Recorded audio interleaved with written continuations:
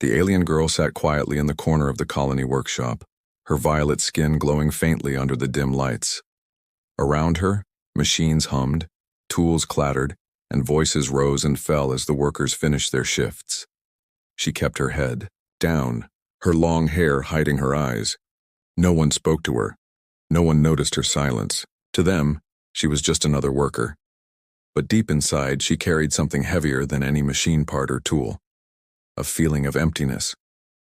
That day, laughter echoed from the far side of the colony square. A group of humans were gathered around a table. On the table stood a small cake, glowing with colorful candles. Children clapped their hands, adults sang loudly, and the sweet smell of sugar filled the air. The girl paused in her work. She turned her head slowly, watching the scene. From a distance, the flames flickered, dancing in the air, and the humans smiled as one boy leaned forward and blew them out. Everyone cheered, their joy filling the dusty hall like sunlight breaking through clouds. She didn't understand. She had seen scenes like this before but never joined them. Her people, the Zalari, did not celebrate such things. To them, every day was the same. Work, survive, obey. Life was duty, nothing more. The girl whispered softly to herself, almost like a secret, "Why are they so happy? What is so special about that day?" A voice answered from behind her. "It's his birthday." She jumped slightly, turning around. A human man stood there, tall and broad-shouldered, wearing a rough worker's uniform. His dark hair was messy, and his eyes carried both strength and kindness. He had noticed her watching. The girl blinked. "Birthday?" The word felt strange on her tongue. The man looked surprised.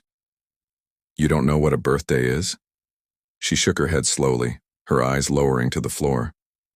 "No, I don't know. What is it?" The man hesitated. He studied her face as if trying to decide whether she was joking. But he saw no laughter in her eyes, only confusion and something deeper. Something that looked like loneliness. He sat down beside her, lowering his voice. "A birthday is the day you celebrate the day you were born. It's when your family and friends gather around you. They bring gifts, sing for you, share food, and tell you that your life matters." The girl froze. Her breath caught in her chest. "They celebrate just for being born?" "Yes," the man said gently. "Because your life is worth celebrating." She stared at him as if he had spoken words from another world. Her hands trembled slightly, gripping the edge of her workbench. Her voice cracked when she whispered, "No one ever told me that before." The man's brow furrowed. "You mean, you've never had a birthday?" The girl shook her head. "In my people's world, we do not have such things. There are no cakes, no candles, no singing. We are born, we work, we serve, that is all. My parents never celebrated me, no one ever did." The silence between them grew heavy. The sounds of laughter from the human gathering drifted through the open door, cruel in their joy. She turned her face away, ashamed to admit her truth. The man felt a weight in his chest. Something about her voice, the emptiness in it, struck him deeply. He looked at her violet skin, her delicate hands, her eyes that seemed to carry years of loneliness. And he thought of his own childhood, the warmth of his mother's voice singing, the sweet taste of cake, the glow of candles on his face. The idea that someone could live their whole life without knowing that feeling. It broke something inside him. "Listen," he said, his voice firm but kind. "Everyone deserves to be celebrated. Everyone deserves at least one day where they feel loved. Even you." She looked at him, almost afraid to believe him. "Even me?" "Yes," he said without hesitation. His eyes held hers, strong and steady. "Especially you." The girl swallowed hard. For the first time in her life, she felt a strange warmth stirring inside her chest, but with it came fear. "But I don't know how, I don't know what it feels like." He smiled, though his heart ached for her. "Then maybe it's time someone showed you." Her lips parted, but no words came out. She searched his face, trying to see if he was serious. But all she found was sincerity and something else, something she had never seen before. Compassion. From the colony square, a cheer erupted. The boy who had blown out the candles was now opening a gift, his face glowing with joy. The girl turned, back to watch, her expression unreadable. But inside something had shifted. For the first time, she felt a question rising in her heart. What if someone could celebrate me too? The man stood up, brushing dust from his hands. He looked down at her and said quietly, "One day, you'll understand. A birthday isn't just about a cake. It's about knowing you're not alone." She stared at him, the words echoing in her mind long after he walked away. That night, as she lay in her small cold room, the laughter of the humans still echoed in her memory. She closed her eyes, whispering the word again, softly, almost like a prayer. Birthday. And for the first time, the emptiness inside her didn't feel so endless. The next morning, the workshop smelled of oil and burning metal. Sparks flew as hammers struck steel. Workers moved busily, their voices mixing with the hum of machines. Among them, the violet-skinned girl kept her usual silence. She worked carefully, shaping clay pieces for storage jars. But her mind was far from her task. The word still echoed in her thoughts. Birthday. She repeated it again and again quietly, as though saying it might unlock its secret meaning. But the more she thought, the more confused she became. Why would humans celebrate something so simple as being born? Why would they waste food, time, and effort on one person's existence? To her people, life was duty. You were valued only by your strength, your work, and your obedience. There was no room for joy, no room for being special, but the memory of the human man's voice refused to leave her. Everyone deserves at least one day where they feel loved. Even you. She tightened her grip on the clay, almost breaking it. She wanted to believe him, but believing was dangerous. Hope was dangerous. At that moment, she felt a shadow over her shoulder. She turned and saw him, the same man from yesterday. His hands were covered in grease, his uniform dusty, but his eyes shone with a quiet strength. "Good morning," he said casually, setting down a small box of tools near her. She looked away quickly. "Why do you talk to me?" He tilted his head, surprised. "Because I want to." Her voice lowered, almost bitter. "Others don't. To them, I'm nothing." He frowned, crossing his arms. "Then they're wrong." The girl blinked. No one had ever spoken for her like that. She didn't know what to say, so she stayed silent. The man leaned closer, lowering his voice so no one else would hear. "Tell me your name." She hesitated. Names among her people were not often shared, but something about his tone, gentle yet steady, made her answer. "Lyra." "Lyra," he repeated, as if testing the sound. "It suits you." Her chest tightened.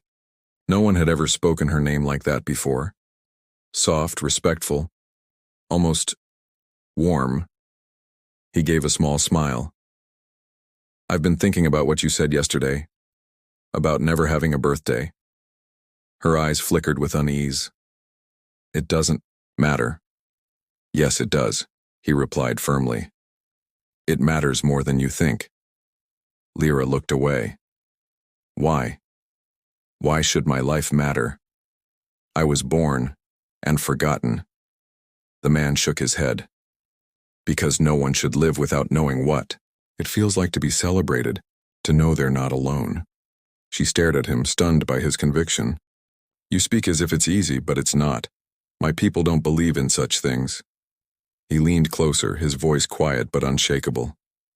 "Then let me show you." Her breath caught. "Show me?" "Yes," he said simply. "Let me give you your first birthday." The world seemed to stop around her. The clanging of metal, the voices of workers, the hum of machines, all faded. She searched his face for a sign of mockery but found none. He meant it. "You would do that? For me?" Her voice was almost a whisper. "Of course," he said. "Because family isn't always about blood. Sometimes it's about choice. and I choose to show you that your life is worth something." Her heart pounded in her chest. She wanted to protest, to say it was impossible, but the words wouldn't come. No one had ever spoken to her like this before. No one had ever looked at her and said she mattered. Finally, she whispered, "But I don't know what to do. I don't know how to celebrate." He chuckled softly. "That's the best part. You don't have to know. All you need to do is be there." She stared at him, torn between disbelief and a fragile, trembling hope. "When?" He leaned back, a secretive smile crossing his face. "Soon. You'll see." Lyra felt her chest tighten again. She wanted to ask more, but his expression told her he wasn't going to explain. He had already decided.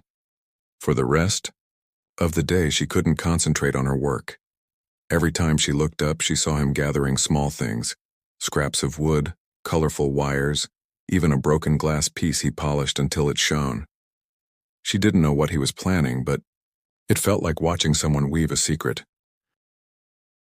By evening, as the workers left the colony square, she lingered behind, her curiosity stronger than her fear.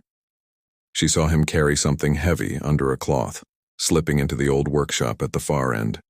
When she stepped closer, he turned and caught her staring. For a moment, their eyes met in the dim light. He gave her a smile, one that carried mystery and promise. "Not yet," he said softly, "but soon." Her cheeks grew warm, though she didn't understand why. She turned quickly, walking away before he could say more. That night, lying in her small bed, Lyra stared at the ceiling. She tried to bury the thought, to silence the hope rising inside her, but she couldn't. His words replayed in her mind again and again. "Let me give you your first birthday." Her hands trembled as she whispered into the silence. What if it's true? For the first time in her life, she felt a spark of something she had never dared to feel before.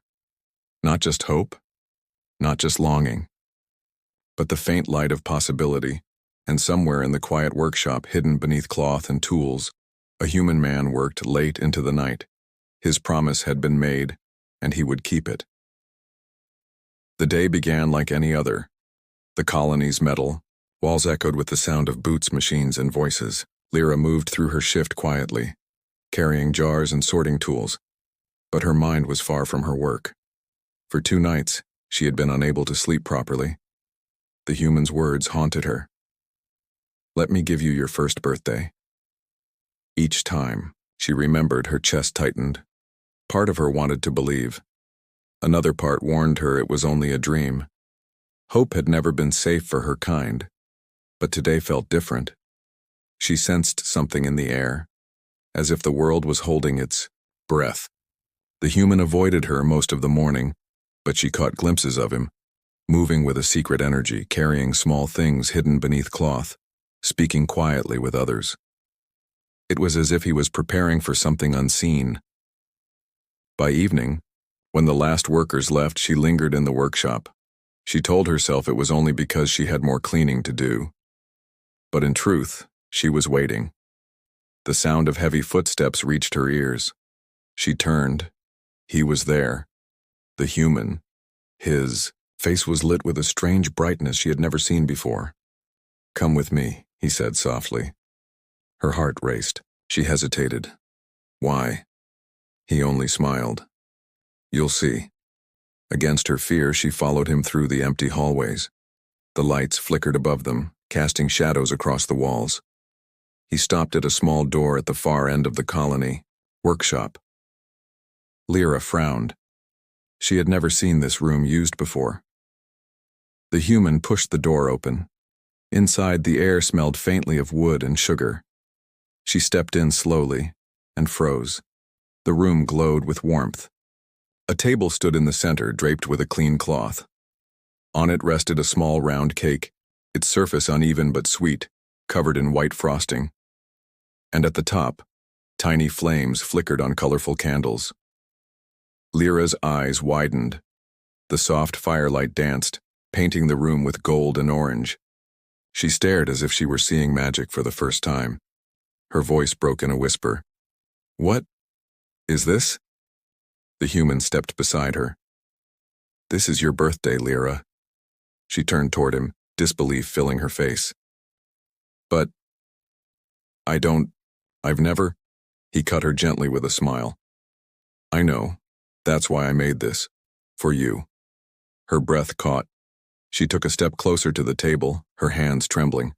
The cake smelled sweet, unlike anything she had ever tasted before. The flames seemed alive, glowing only for her. Her chest ached. You made this? For me?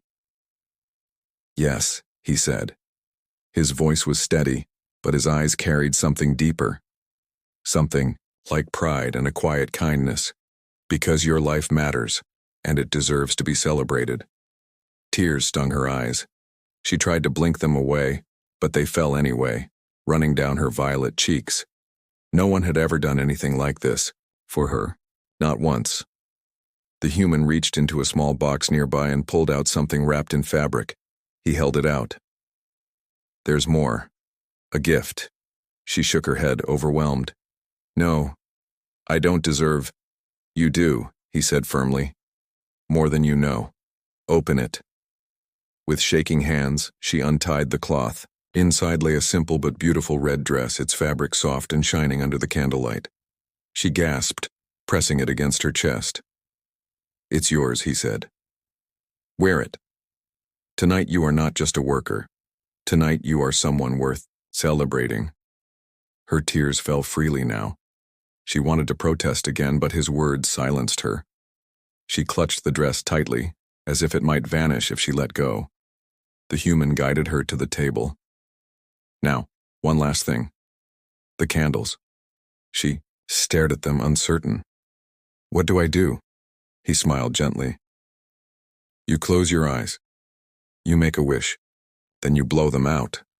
A wish? She whispered. Yes, he said. Anything you want. Your heart will know. Her breath shook as she looked at the glowing flames. She had never wished for anything before. Wishes were for children, for dreamers.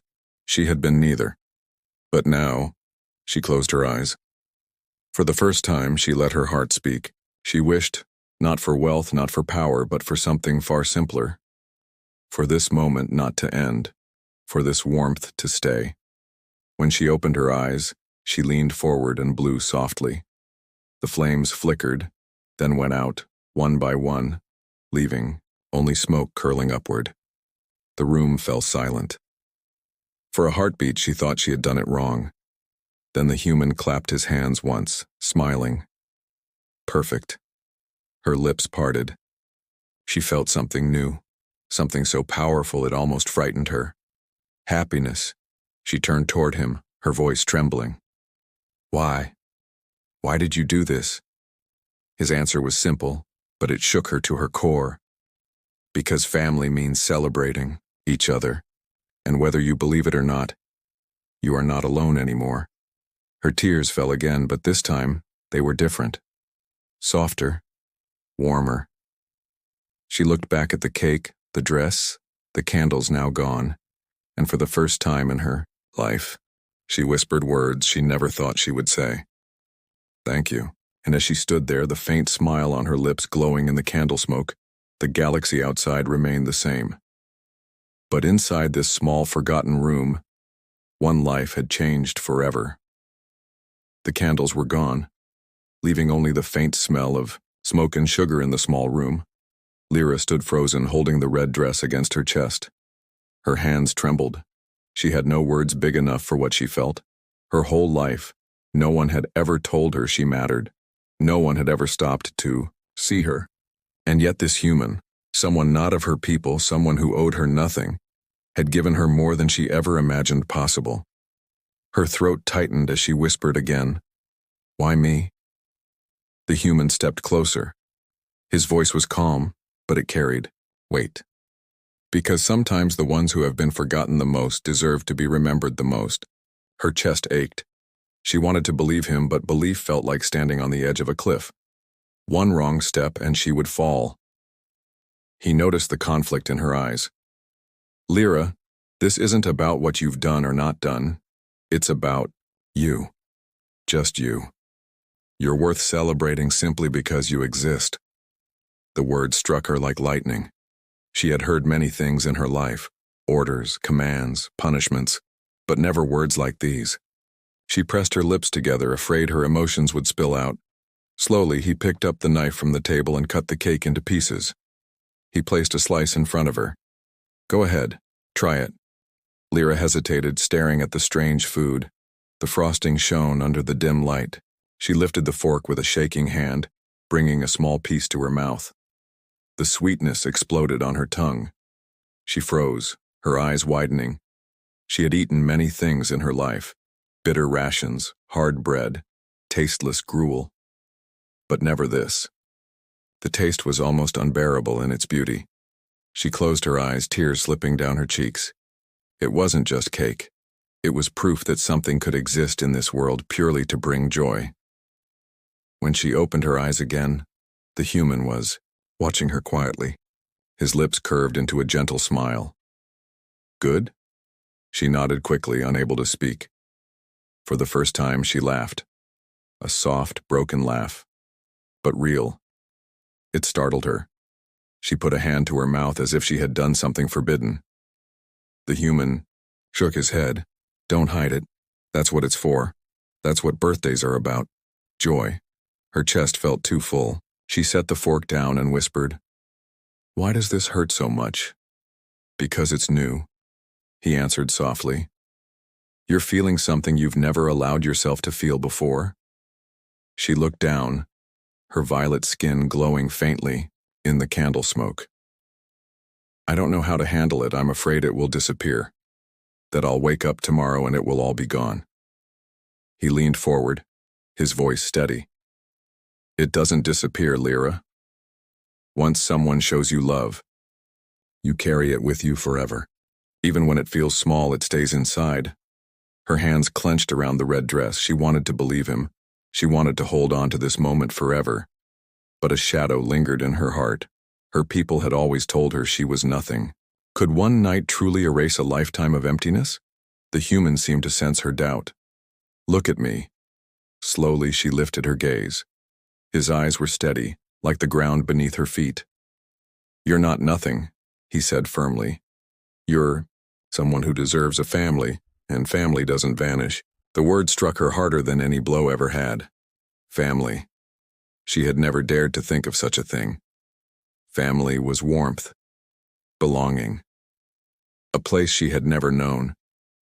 Her lips trembled. "But I don't know how to be family." He smiled, softly. "You don't have to know. You just have to let it happen."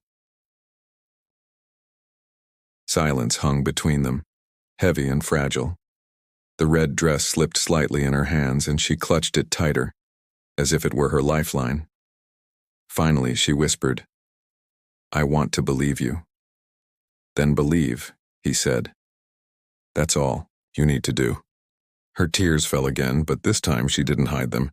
She let them roll freely down her cheeks. She had never cried in front of anyone before, but tonight felt different.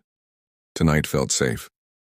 The human didn't move closer, didn't touch her, but his presence alone was enough. She felt as though a wall inside her had cracked, letting light pour in. At last, she lowered herself into the chair, still holding the dress. She took another bite of cake, slower this time, tasting each sweetness. It wasn't just food, it was proof. For the first time, she felt a truth she had never dared to imagine. Maybe she wasn't invisible. Maybe she wasn't nothing. But as the thought grew, so did a question. If humans could show her this much kindness, why hadn't anyone else? Why had her own people left her in the dark all these years? The sweetness in her mouth turned bittersweet. She wiped her eyes and looked at the man again. "Why would you do this for me, when even my own people never did?"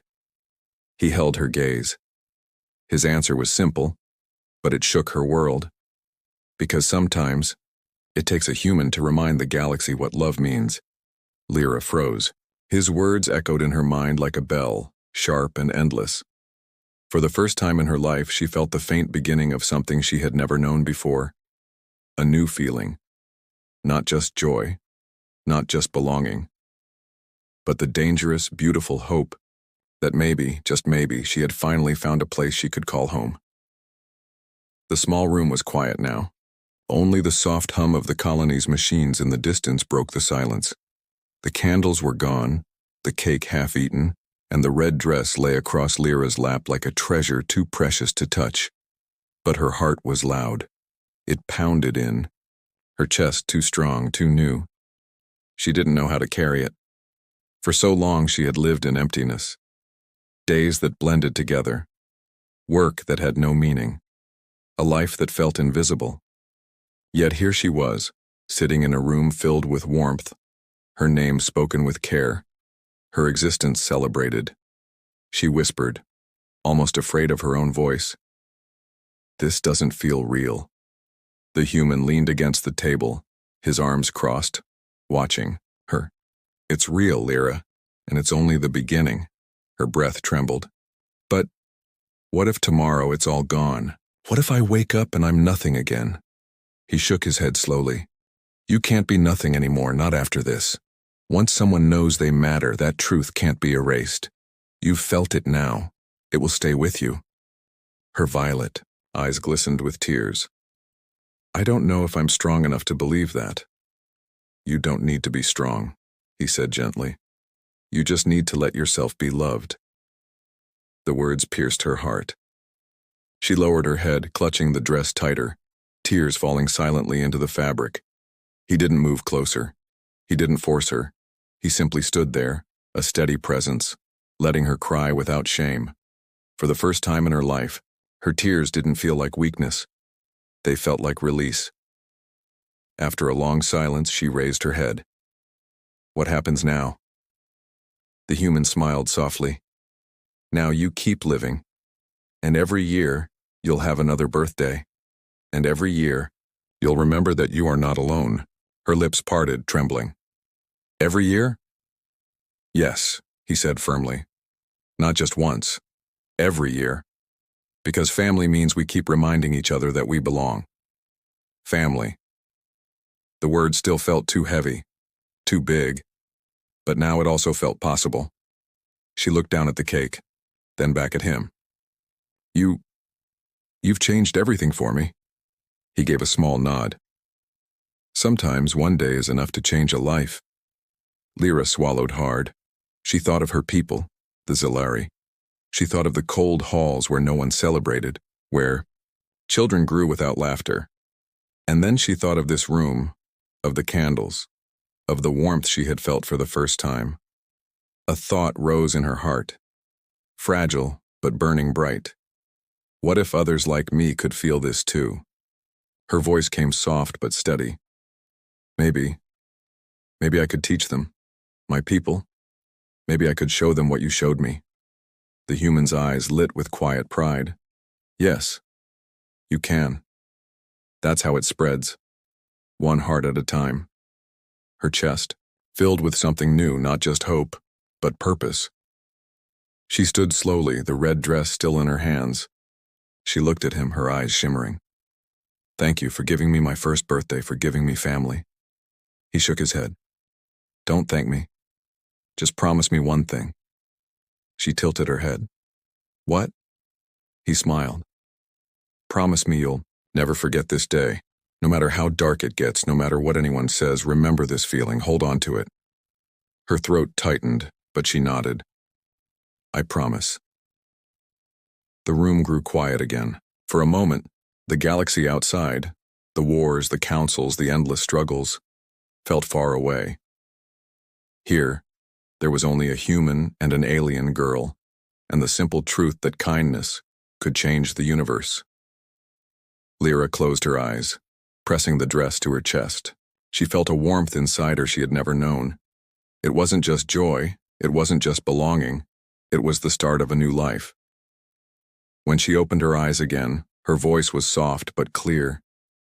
"This is the best day of my life."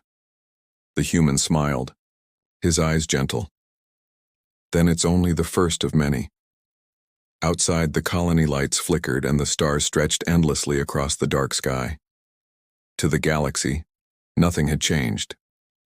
But inside that little workshop, everything had, because a forgotten alien girl had blown out her first candle, made her first wish, and learned that even in the coldest corners of space, humanity could bring the warmth of family. And from that night on, Lyra was no longer the girl who had never celebrated a birthday. She was someone forever changed, because one human had reminded her that love, once given, could never be taken away.